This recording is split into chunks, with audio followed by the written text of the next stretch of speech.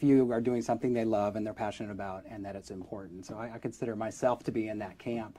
So IoEnergy, the name itself, IOE are the initials, and for some they'll recognize IoE, where have I heard? That's the Internet of Everything is the next wave of the Internet. Okay. And so we have a play on the term IoE, it's IoEnergy. And you could say it's the Internet of Energy, and in fact our tagline is the Internet of Efficiency. So how does all this come together?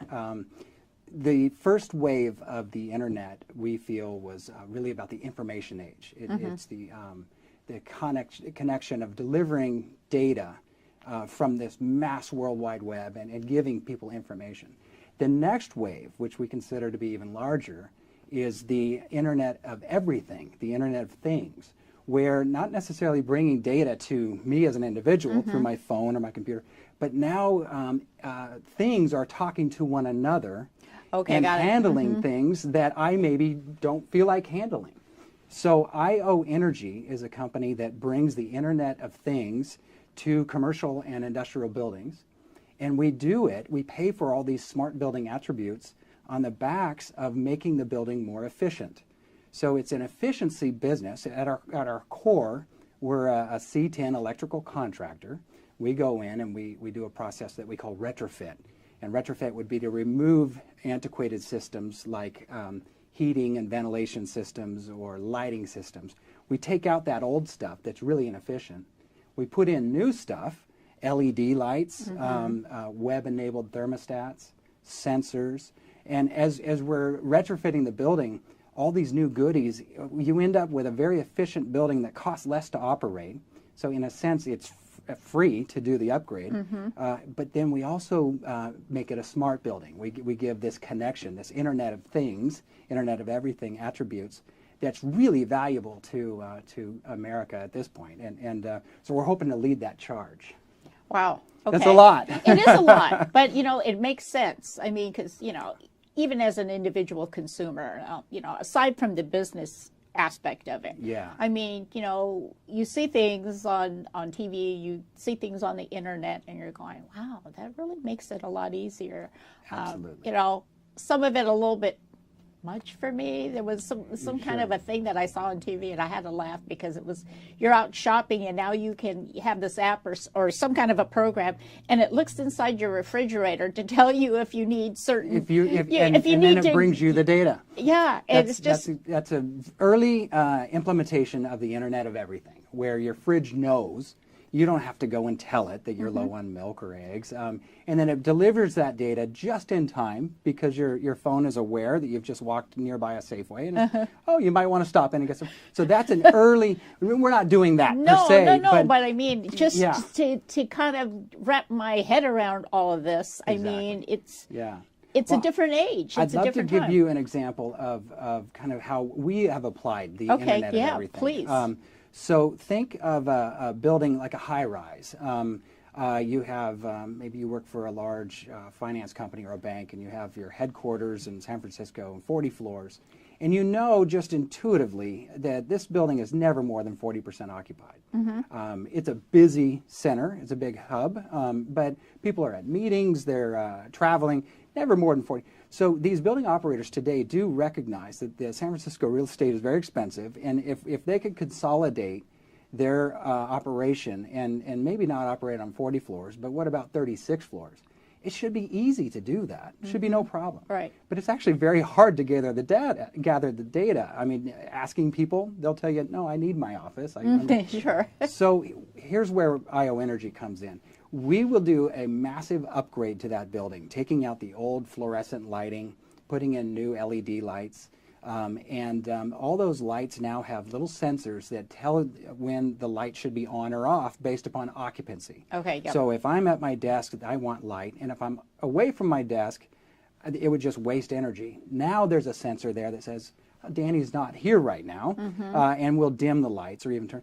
So that sensor that's operating the light fixture, it's also collecting what we call big data. That big data on occupancy is very valuable to a building operator. And when I said it knows whether Danny's at his desk or not, it really doesn't. It's just sensing an infrared signal So it's not a personalized privacy thing so much as it's just, is there a body there or not? And so we can take that data from these sensors and wirelessly move it through to a gateway or a router, and then to a processor.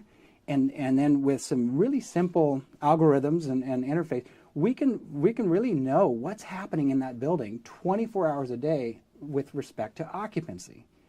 Yes, we're saving energy. It's all LED, plus it's now dimming and turning on. So you're saving hundreds of thousands of dollars to operate your building.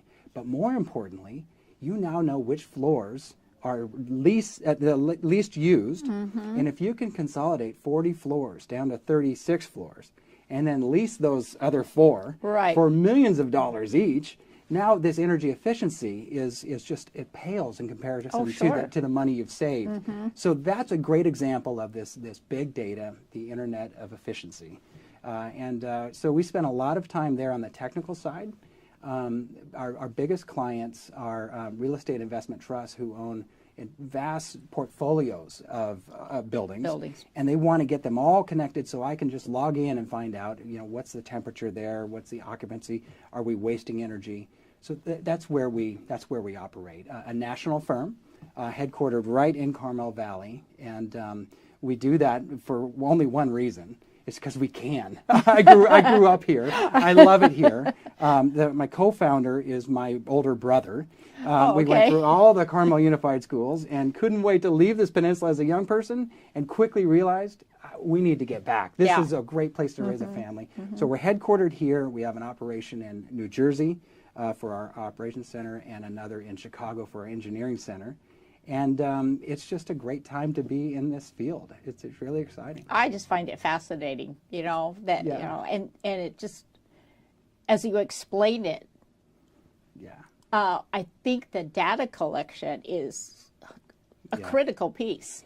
Because, you can walk through a building, and I've worked in some big buildings when I was living out of the area, and you walk through there and you go, this place is empty. But, is it really empty? Or is it more empty than the next floor? Right. You might think that one's empty because that's the one you walk through all the time, but you don't get to the other floor. We've found that the facility manager, the man or woman with the keys that gets there at 5 a.m., they know absolutely what's going on, but they don't have the data to back up their business case. So, when, like I said before, the VP who's never there, but he gets an office or she gets an office, well, she's not going to give that up willingly. No. And if the person with the keys says, well, but you're only here 25% of the time, we really need to make that a conference room. Right. That's not going to happen. Yeah. But if you can come with a data and say, here it is. The light system has shown us that you've only been here twice in the past 3 weeks.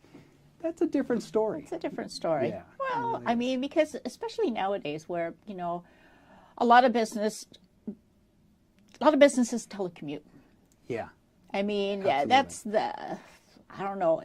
the pleasure. That's the great thing about being able to work from wherever you are, sitting in your car in the parking lot. I'm sitting there, taking phone calls and sending emails, while I'm sitting there waiting Productive, waiting for transition. to do something. Yeah. So, so we have that proof that a lot of, folks in buildings don't come in. Exactly. They don't need to. And we found the smartest employers embrace that.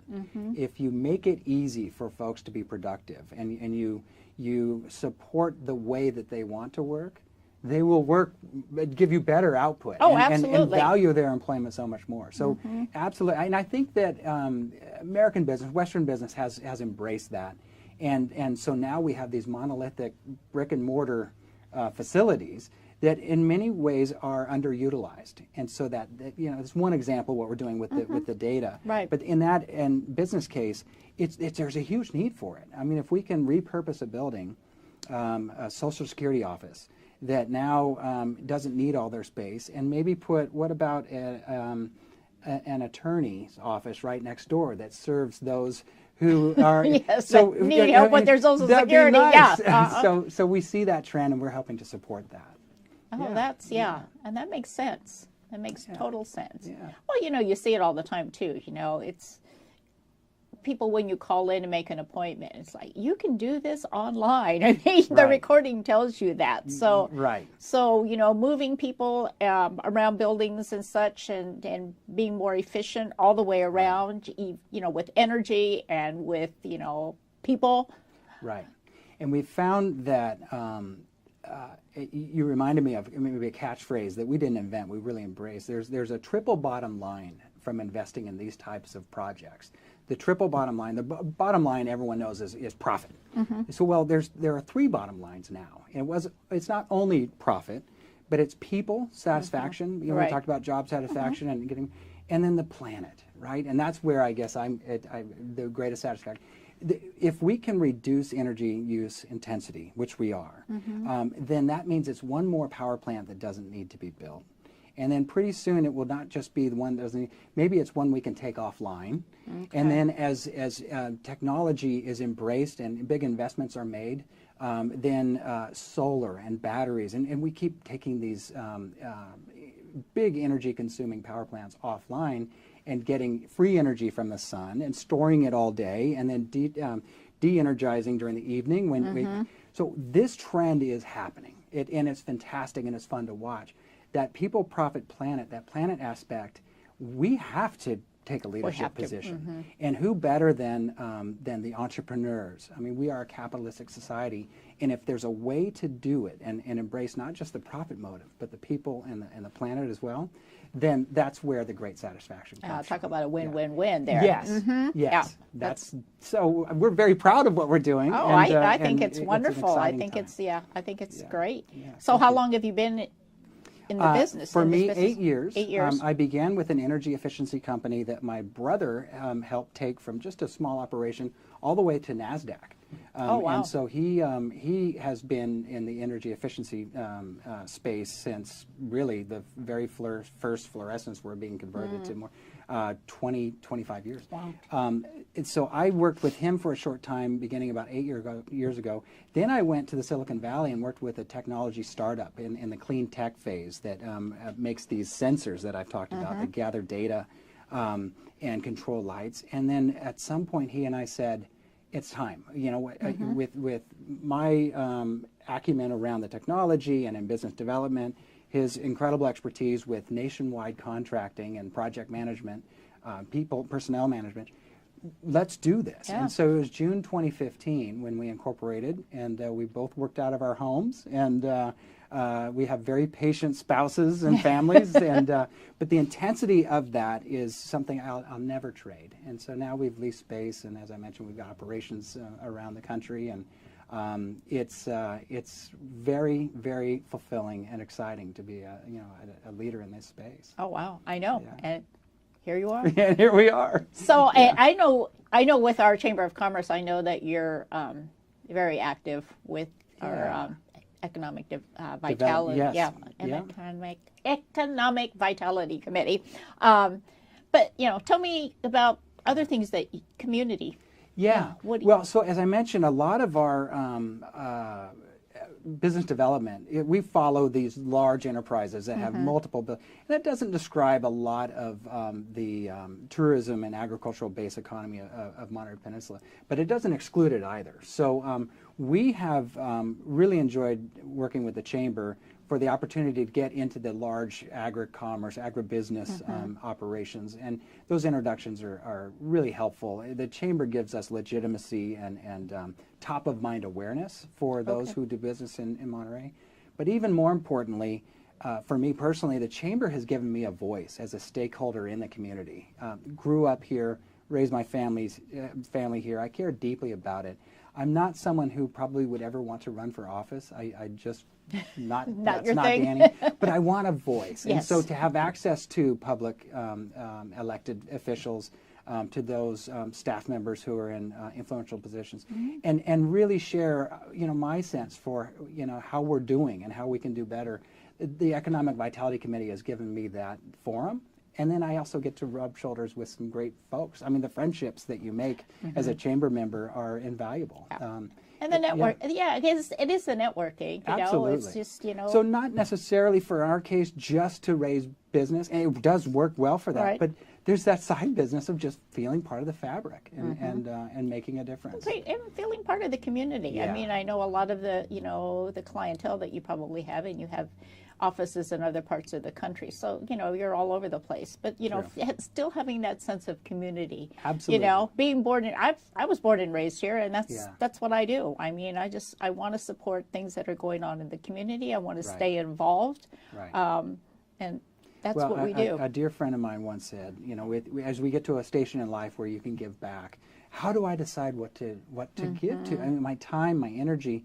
Well, you first turn to those things that have fed you, and certainly the chamber with supporting my careers throughout time is somehow finding a way to raise a family here. You have to do it on purpose. Yes. It's not that easy, but the chamber has been a constant throughout my time here. Well, so. we appreciate you saying Thank that. you. Thank you so much. It always helps for people to understand that too, because there's still a lot of folks that don't really understand what we do and the things that we can accomplish, and the people that you are able to connect with, and I think that's really important. But so you have a little brief time here, but tell me, you have your family. I do. I have a child, a 19-year-old, who is now in San Diego, was just accepted to UCSB, and we're hoping to hear from my alma mater, UCLA, in the next few days, if not hours, and so we'll know what her future is.